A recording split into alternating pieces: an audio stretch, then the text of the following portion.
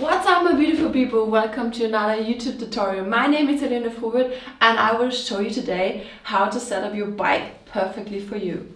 You might have gotten it straight from a bike shop or sent it to you, or you have ridden it for a while but never really thought about changing anything. Today is the day to do it because I show you my secrets. As a mountain bike coach, I'm actually always very surprised when my customers are coming and the bike setup is completely a mess. So at the beginning of my lessons I always have to adjust their bikes. I mean, I love to do it anyway and it's always important for security. But to avoid that, because if you don't take a mountain bike coach lesson, you should be able to do it by yourself. So at the beginning I will start with the pedals down there because it's a very crucial and important part. I personally run SPDs since I don't know how many years, and my favorite ones is the HTX2. And for the beginners of you, I would recommend flat pedals. Every mountain biker starts pretty much with flat pedals. You get a good technique base, and if you crash, you can go easy out because there's nothing to hook on. Yeah, go for good quality ones with good bearings and good pins, because at the end it's how I said before, a very crucial part on the bike. And for mounting that, like some of the cranks have washers, some not. You put the washer on the thread, then using some grease. I would also always recommend some grease because sometimes when you have them on for years, believe me, I saw that, and you can't get them off anymore. So put some grease on it and yeah, tighten. For mounting them, you need an Allen key. Either it's that kind of pedal where you use this side, or you take a 15 wrench and make it from that side. My pedal doesn't have it, so I need the other one. And yeah, it's very, very important. I have seen it so often. There's a left and a right pedal. And when it doesn't go in good, don't try it, don't force it, then it's the wrong side. Some of you ask yourself, so how do I know?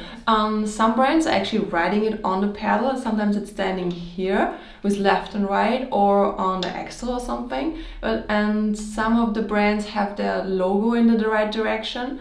And if nothing of that is on the pedal and you don't know, then just keep on trying it gently. Put the pedal on the cranks, turning it, and if it's gripping, then it's the right direction. If it's not gripping and you're turning and turning and turning, then it's the other way. So for the first threads, you push your thumb to the front wheel, so it's turning to the right in that case. Okay, and then it's easy, you just put the Allen key in because you know already rotation. So that way, to the front wheel. So other side the same, put it in and push the thumb to the front wheel. As soon as it gets a little bit traction, you can take the Allen key and finish it.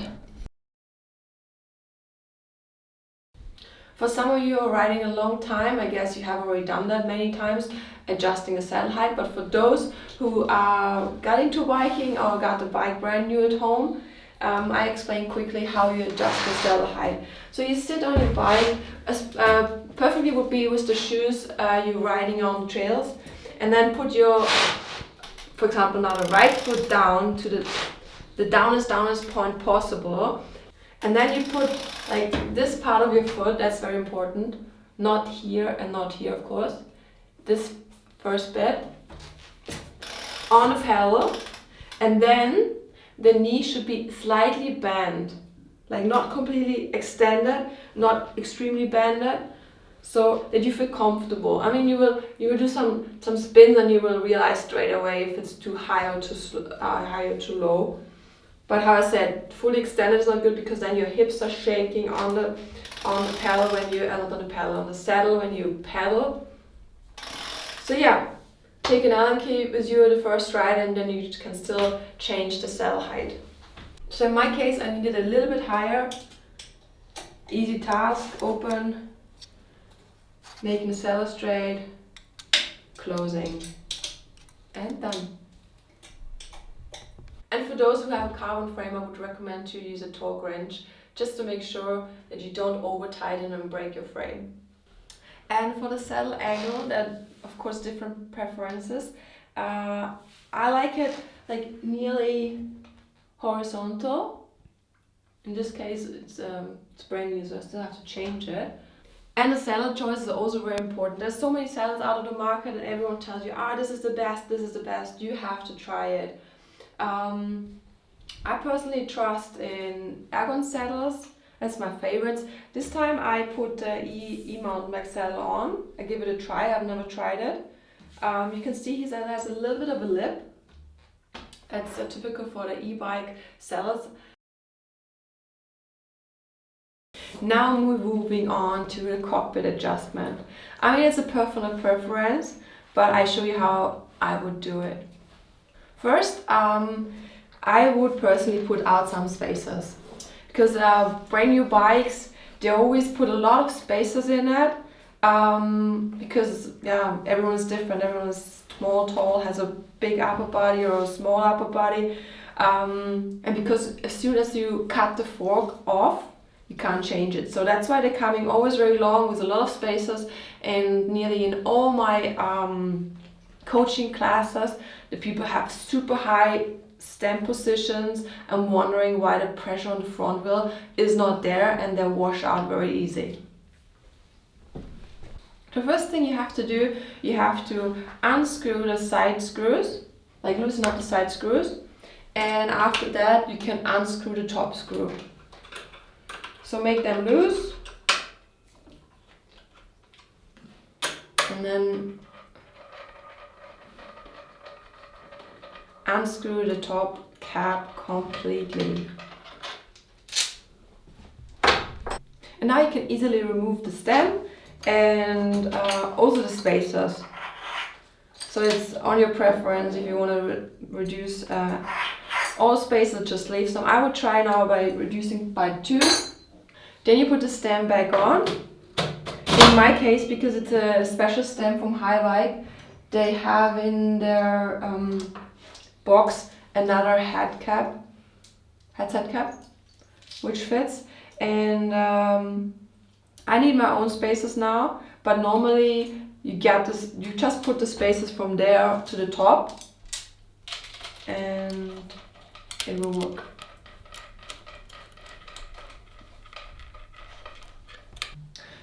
So first you tighten the top bolt, not too tight, so that the fork is still able to turn, the handlebar. Then you make the check if it has a play.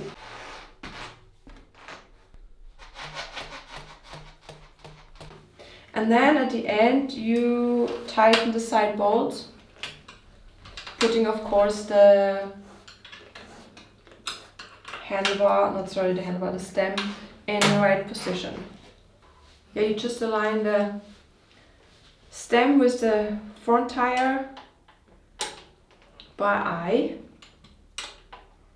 and then it's good. When I tighten the bolts, I do not just tighten one bolt completely. I make it in steps, so top one a little bit and then the bottom one, so it's equally tightened. So for changing the handlebar angle, just untighten the front screws. Not too much, so you have a little bit of friction when you sit on the bike and try it. It doesn't fall completely down. And then you change it gently and just little movements, because you will realize it straight away. Like, for example, this is way too much back, because my grips are loose. I have to do it by that. I try standing on it, so like getting a feeling how it feels when you're actually riding, and you normally stand when you ride. So maybe a little bit forward. I think that's perfect. I leave it like that. And when you tighten it, Then again, don't tighten one side very much and the other side nearly nothing. So I personally tied a little bit at the top and then the bottom, and trying to tighten the bolts diagonal. And always checking the distance. So here it's more space at the top than on the top. And when you're unsure how tight you should tie the bolts, I would recommend again a torque wrench. And the next step is changing the grips if you're not happy with the ones that are on. I personally prefer super thin grips. So the Mountain GD1 Evo Slim from Ergon are my choice. And yeah, there's a left and a right. Okay, I got it right. Another thing I maybe forgot. The new bikes are coming now with very wide handlebars. I prefer wide handlebars, but if you're not the one, or maybe if you're tiny, or maybe you have not wide shoulders, or you just don't like it, then I can show you in another video how to cut the handlebar. But today I leave it like that and just put on the grips. So then place the grip in the perfect position, tight it, and that's it, and ready to go.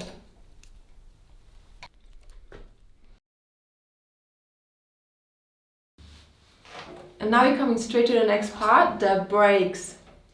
So for that, I normally sit on the bike, seat high, and then I can feel it better. I've seen many different positions. My personal preference is like my arm and my wrist, and is in one line and ending at the fingers. So when I sit and lean backwards, it's kind of the same position. And I personally prefer to brake kind of diagonal. So I put my arms very to the side and my hand face also on the side, so I can put my elbows out. For that, I screw it a little bit so I can still adjusting it. Yeah, feeling good for me.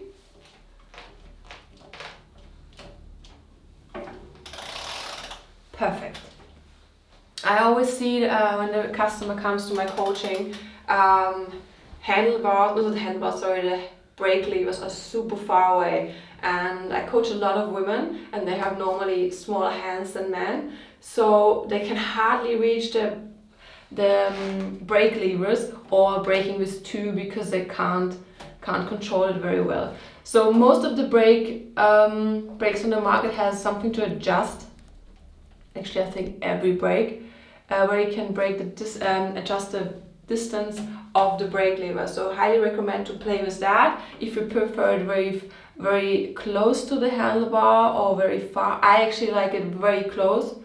So when I ride downhill, and then I can close my hands as much as possible when I brake, so I don't need much power for braking, so I can hold out way better to the handlebar. That's only my preference. I also see many people, like especially guys, having the brake levers very far away and it works straight away when they're tipping on the handlebar. But how I said, I thought my preference, I like it very close to the handlebar, so I can actually close my hand very tight. Another very important part is where you have your brakes mounted, like which position, because I see very often that people brake with 2 fingers, and it's super important and super handy to brake just with 1 finger, because you have another 3 fingers to grip on your handlebar, and having more grip means more control of your bike. So in case you have a brake model which has very long brake levers, not my ones are very short, then make sure you mount your brakes inside. So you just tipping the brake levers with your braking finger at the end. because then you can generate the most power, the most force, and you have the most efficient brake movement going on your bike and on your riding. Another tip is not tighten your brakes too much, because in case you crash, the brakes will actually just get destroyed or something, but when you crash and you don't have them too tight, then they just move and that's it, and you just have to turn them back. Next important thing is the shifter. Maybe you have seen, I have the luxury one here, the electric one. So here you also make sure that you can reach it good with your thumb and your fingers to click the buttons, the triggers. And another tip, because for how I said before earlier, I like to have the brake levers very close to the grips. Make sure you're not touching when you brake your trigger. I mean, in this case it's a electric trigger and it's built differently, but I had some cases in the past when I braked that I actually touched the trigger. And yeah, make sure you don't do that you don't brake and shift at the same time. Then of course, because we have on the one side the shifter, on the other side we have most of the time the dropper post remote control. In this case it's RockShox and it's working wireless, so very fancy. First time I had something like that. But for the mounting you do pretty much the same. You mount it so that you feel comfortable and you can reach it easy with your thumb. And that's all for the dropper post. Last but not least, for the cockpit you have to find a good place for your display on your e-bike. I mean, in this case it's an e-bike. And yeah, with like the other ones, like the brakes, I don't tighten it completely, so in case I'm crashing I don't destroy the display and it can move. So I saw many different positions for display, so some of them are here, some of them are down. My one is up here, it's a Yamaha X2, and yeah, easy to reach and easy to boost my day. So we're done with the cockpit and now we're moving on to the suspension. It's a big topic and I can't cover it up everything today in this YouTube tutorial. I'll probably make another video about it, but I have to say, have an eye on your sag and how much air pressure you run, because for example most of my clients are coming and the sag is way too much because they haven't touched their bike for a year or since they have bought it. So have an eye on that. Your fork does lose air and your rear shock does lose air over the season. It's normal, so it's something you have to check. And depending on the brand and the fork, if it's air or coil, you have to have a sag from 10 to 20%. In my case, like for this Oilen fork, which I got brand new, I haven't ridden it yet, but it says 10 to 15. So I set it up for like I think 12%. I will try that. In my case, that's 2 centimeters for a fork from 160 millimeter. Yeah, and another thing you have to look for is the rebound. That is about how fast your fork is coming out, so make sure it doesn't come too fast or too slow. I saw some nasty crashes because the suspension comes out too fast, but how I said, it's a big topic, I can't cover it up today. Just have an eye on your sag and your pressure on your fork. Most of the brands have actually a scale where you can see how much you have to put in. And yeah, another thing, you need to have a shock pump. You can't do it with a normal pump.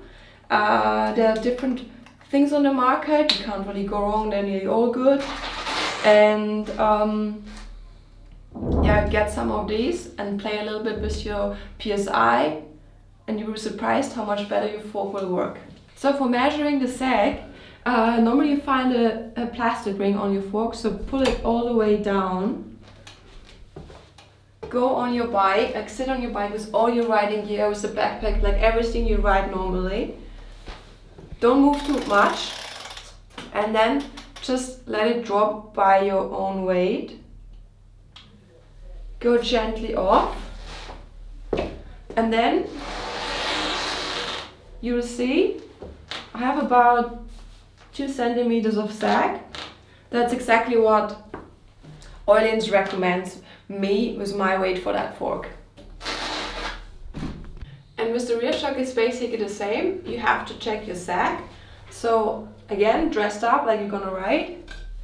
Put the ring to the end. Go on the riding position. Go off gently. And then, depending on the brand, 10 to 20, 25%. Also depending on your riding style, if you like to have it soft or very hard. Another very important part is tire choice and tire pressure. And I get very often asked, what tire pressure are you running? It depends on so many things, on the terrain, on the bike, on the riding style, on your weight, on the weight of the bike. So I would recommend for a normal person with a normal riding style and a normal bike, around 2 bars. I run personally less because I'm a racer. I like more traction and I'm probably lighter than most of the riders. So I go for 1.5 to 1.8, and depending how I said all the things before. So try it out, what's the best for you, that you just not puncture, or the other option would be getting tubeless, then you can even run a lower tire pressure. And yeah, try it out. Maybe write me in the comments below what tire pressure are you running, and I'm looking forward. So something very regularly and very important, especially when you get the bike brand new, check all the bolts. Yeah, I would say trust yourself the most and not trusting other people have done the bolt for you. I always do that before my race runs or my training runs, or even when I go enduro riding in my home place. So check the bolts in advance, make sure everything is tight, because that would be a big bummer if you crash because you didn't tie the stem or the grip gets loose or anything. I hope you enjoyed today's video and you get more confidence to try it by yourself. I used to say it's not that difficult, and it's very handy to know things about your bike and actually can fix something or adjust something. I'm planning to do more videos like this, so write me in the comments below what you want to see and what you're interested in, or even write me if you like this video, if you learned something, or which tire pressure are you running, for example. I would be happy if you subscribe and give me a thumbs up. See you next time.